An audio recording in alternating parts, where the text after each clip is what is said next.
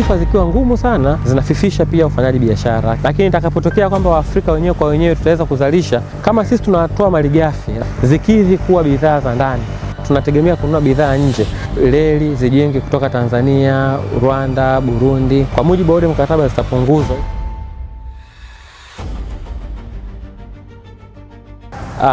Nipo hapa kuelezea kwa namna gani Tanzania itanufaika na African Continental Free Trade Area, yani soko huru la Afrika. Tanzania kama ambavyo nchi zingine katika mkataba huu au katika makubaliano haya ya soko huru ya Afrika, manake ina fursa au ina nafasi ya kupata soko zaidi kwenye bidhaa zake ambazo zinazalisha, lakini pia inapata fursa kama nchi mshirika katika kuuza bidhaa zake kwenye nchi tofauti tofauti, ambapo itapata fedha za kigeni, lakini pia itaweza kupanua soko lake, lakini pia itaweza kushirikiana na nchi nyingine katika kupata manufaa zaidi ya kiuchumi na kifedha. Biashara ya Afrika kwa Afrika ni muhimu na ni lazima kwa ajili ya kuchochea maendeleo ya uchumi wa Afrika, kwa sababu imekuwa ni tendency au imekuwa ni kawaida kwa nchi za Kiafrika kununua bidhaa kutoka nje, kutoka nchi za Ulaya na Asia. Kwa hiyo nchi za Kiafrika zinapokuwa zinanunua bidhaa kutoka nchi za Ulaya na Asia, maana yake tunafifisha uzalishaji wetu wa ndani, lakini pia tunawapa manufaa zaidi nchi za kule. Lakini itakapotokea kwamba Waafrika wenyewe kwa wenyewe tutaweza kuzalisha na kuuziana, maana yake tutapunguza utegemezi kwa nchi za nje, lakini pia tutaweza kunufaishana wenyewe kwa wenyewe, tutapatiana wenyewe kwa wenyewe vipato, lakini pia hata viwanda vyetu vya ndani vitakuwa, kwa sababu vitakuwa vina masoko ya uhakika. Kwa kuuziana baina ya nchi za Kiafrika itakuwa na manufaa katika kuhakikisha kwamba kila nchi inanufaika na mauziano hayo na ushirikiano huo katika kukuza uchumi wake na kupata ajira, kuboresha viwanda na vitu vya namna hiyo. Kuna vikwazo vingi ambavyo vinasababisha Waafrika kwa Waafrika wasifanye biashara. Nitaviweka katika makundi tofauti tofauti. Kwa mfano, kundi la kwanza ni vikwazo vya miundombinu.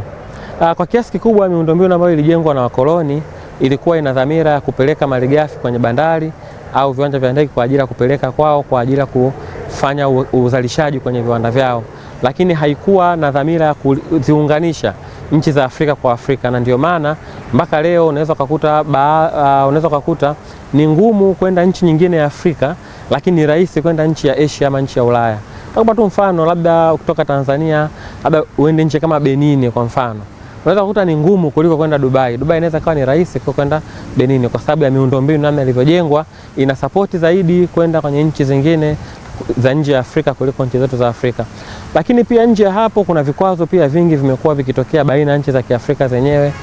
Soko limekuwa sio huru sana, masharti ni mengi, ushuru, taratibu ni nyingi, vibali ni vingi, vinakwamisha ule uhusiano mrahisi wa nchi za Afrika kwa Afrika. Lakini pia hata masuala ya kifedha, hizi currency, unatoka Tanzania unataka kununua kitu nchi labda mfano kama Angola, unalazimika uende kwenye USD, unavuka bara, yani utafute fedha ya Marekani ukafanya biashara na nchi ya Afrika mwenzako.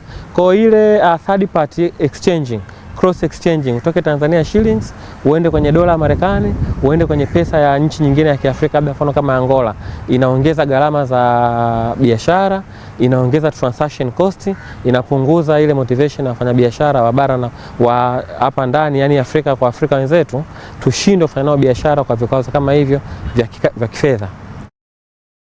Katika kupunguza vikwazo kuna mambo mengi yanaweza kufanyika. Mfano, masuala ya miundombinu. Miundombinu ya zamani ya kikoloni ilijengwa kwa ajili ya kutoa malighafi mahala zinapopatikana, kupeleka bandarini ama kupeleka airports kwa ajili ya kupeleka kwenye nchi zao kwa ajili ya uzalishaji. Lakini kwa sasa nchi za Kiafrika zinaweza kuboresha miundombinu katika namna ya kuunganisha nchi na nchi. Miundombinu yetu ya nchi za Kiafrika imekuwa haiunganishi nchi na nchi, bali imekuwa ya ile ya kikoloni ambayo nimesema ilikuwa na lengo la kupeleka malighafi nje kwa ajili ya uzalishaji. Kwa hiyo reli zijenge kutoka Tanzania, Rwanda, Burundi, Kenya, Uganda, itengeneze urahisi wa kufikiana baina ya nchi na nchi. Tukichukulia mfano nchi za Ulaya, unaweza kutoka na treni nchi moja ukaenda kwenye nchi nyingine na treni, ukaenda mpaka hata nchi 6-5 ukazimaliza kwa treni. Lakini kwa kwetu Afrika iko kitu kimekuwa kigumu. Ni rahisi zaidi kwenda hata nchi ya mbali za nje kuliko hata nchi za hapa Afrika kulingana na miundombinu namna ilivyokaa. Lakini pia hata hizi routes mfano za ndege unakuta kuna routes za rahisi kwenda nchi za nje, Asia na Ulaya, lakini hapa baina ya sisi wa Afrika kuna baadhi ya routes hazipo. Kwa hiyo huo unakuwa ni mzigo mtu wa Tanzania mfano kupeleka bidhaa kuuza kwenye nchi nyingine, labda tuchukulie nchi kama Togo. Huwezi ukaenda Togo na direct flight, lazima upitie nchi nyingine kisha ndio uende Togo. Sasa hiyo inaongeza gharama ya bidhaa kwa sababu transportation cost inakuwa kubwa. Lakini apart from that tunaweza tukasolve pia kwenye masuala ya currency, fedha. Hii tabia ya kutumia pesa ya nje ya bara letu kubadilishana ili muuzane ndani kwa ndani. Yaani mfano Mkenya na labda na Mzambia ili wa trade wenyewe kwa wenyewe, Kenya na shillings, Zambia ana kwacha. Ili wafanye biashara inabidi Mkenya atafute dola ndo akabadilishana na kwacha, au kwacha atafute dola akabadilishana na Kenya shillings, na kwa pia ni changamoto. Kumbe tungeweza kuintegrate, kurahisisha namna ya ulipanaji baina ya nchi za Kiafrika, kupunguza utegemezi wa fedha za kutoka nje. Ndo Afrika wana mpango unaitwa Pan African System of Payment and Settlement. Ni mfumo ambao Mtanzania anaweza akalipa kwa Tanzania shillings, Morocco kama ndo aliuza anaweza akapokea pesa yake kwa hela yake ya Morocco. Hiyo itarahisisha sana haya masuala ya biashara baina ya nchi na nchi. Kupunguza utegemezi kwa mataifa ya nje kwa namna kubwa kutachangiwa na uzalishaji, kuboresha uzalishaji. Uzalishaji unapokuwa umeboreshwa kwa kiasi kikubwa ndio unapunguza utegemezi wa nje. Nitatoa mfano, bidhaa nyingi ambazo tunazinunua kutoka nje, malighafi zake zinatoka Afrika. Afrika ndio tumekuwa kitovu kikubwa cha kutoa malighafi kwenye uzalishaji wa duniani. Kwa hiyo unaweza ukaona kama sisi tunatoa malighafi lakini tunategemea kununua bidhaa nje, kuna upungufu kidogo, kuna weakness kidogo za kiuzalishaji tunazifanya. Sasa ili kuondoa hilo, maana yake tutengeneze ile mnyororo wa thamani wa Kiafrika, yani African value chain. Kwa maana kama Tanzania tunalima pamba, tunapeleka labda China au Thailand watengeneze nguo. Kumbe maana yake katika nchi zetu hapa za Afrika iko nchi nyingine ambayo ingeweza kutengeneza nguo, nyingine ingeweza kutengeneza uzi, nyingine ingeweza kutengeneza mashuka, nyingine ingeweza kuweka rangi. Ndani ya Afrika humu malighafi zingetembea humu, tungefanya uzalishaji humu. Lakini kwa kiasi kikubwa tumekuwa na watu ambao tunazalisha malighafi, tunapeleka nje, alafu tunanunua bidhaa za malighafi zile kutoka nje. Kitu ambacho kumbe pengine tungeshirikiana, tungeweza kufanya hiyo kazi sisi wenyewe wa Afrika. Tungegawana tu majukumu, specialization. Kwa nadhani kuna haja ya kuunganisha, kutengeneza mnyororo wa thamani kwa hapa kwa nchi zetu za Kiafrika kupitia uzalishaji wa bidhaa na huduma. Biashara za kati na ndogo zinaweza kunufaika kupitia mkataba huu, kwa maana ya hata yale malengo yenyewe mkataba tukianza kuyachambua, unaona namna gani yamedhamiria kupunguza hiyo shida kwa biashara ndogo na za kati. Kwa mfano, katika moja ya makubaliano ya ule mkataba ni kupunguza tariffs, kupunguza ushuru ambao utasababisha bidhaa ziwe zina bei ya chini, kwa sababu bei ya bidhaa huaga ni sababu mojawapo ni ushuru.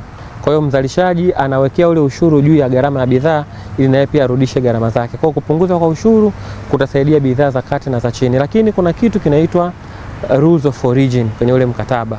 Rules of origin maana yake ni bidhaa kukidhi ule undani au utaifa. Yaani kwa mfano mkataba ukiingiwa watasema bwana, katika nchi za Afrika kuuziana bidhaa ushuru labda utapungua kwa 60%.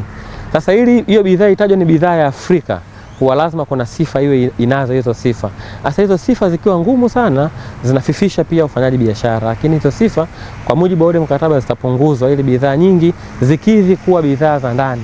Zikishakidhi kuwa bidhaa za ndani, maana zitauzwa ndani ya Afrika kwa gharama ya chini. Lakini tunaona kuna masuala kama ya mafunzo kwa wafanyabiashara wadogo, kuna masuala kama kupunguza baadhi ya vibali, kuna masuala kama kutengeneza one stop border zile katika nchi na nchi, lakini kuna masuala ya kulink digitali. Yaani wafanyabiashara hata wadogo wao wanaweza kufanya biashara mpaka nchi za nje kupitia mifumo ya kidijitali ambayo ni moja kati ya dhamira za ule mkataba. Kwa nadhani kupitia hayo tunaweza tukarahisisha na tukaboost hizi biashara ndogo na za kati kufikia kuwa kubwa.